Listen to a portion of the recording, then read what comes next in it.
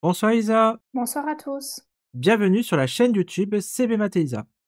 Dans cette vidéo, nous allons aborder une compétence en mathématiques, calculer. On va tout d'abord s'intéresser aux caractéristiques de la compétence, comment ça se matérialise auprès des élèves. Calculer, ça veut dire, par exemple, effectuer des calculs avec différents nombres.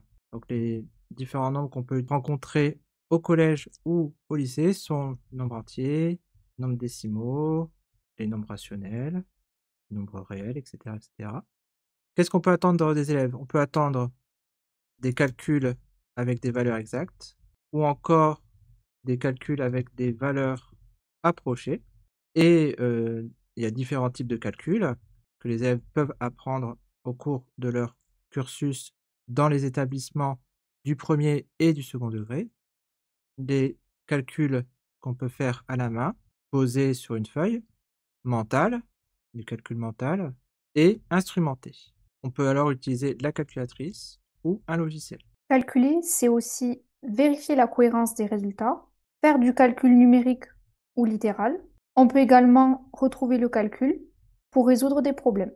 Alors, maintenant, la compétence calculée se retrouve dans les différents cycles du second degré, au collège et au lycée. Au collège, la compétence de calcul mental est particulièrement développée, par exemple en apprenant les tables d'addition, de multiplication, des techniques de calcul mental, multiplication par 10, etc., etc. On apprend aussi le calcul sur les nombres entiers, les nombres décimaux, sur les fractions, sur les nombres relatifs et aussi sur les puissances. Au collège, on apprend aussi le calcul littéral, comment écrire un nombre en notation scientifique et donc faire des calculs sur des nombres exprimés en notation scientifique.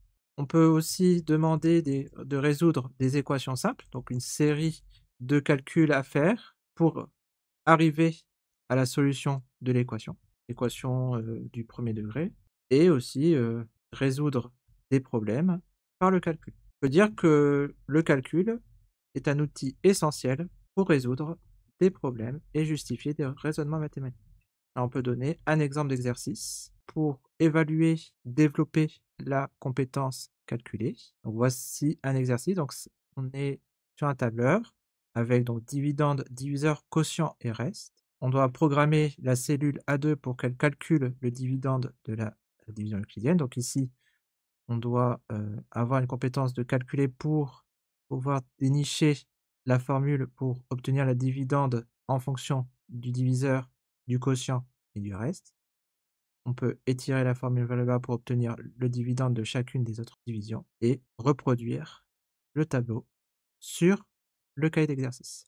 Au niveau lycée, la compétence de calculer peut être traitée à travers des calculs de dérivés, mais aussi des calculs de termes de suite numérique. On peut également retrouver du calcul en statistique et en probabilité, en calcul littéral, également sur les notions de produits scalaires.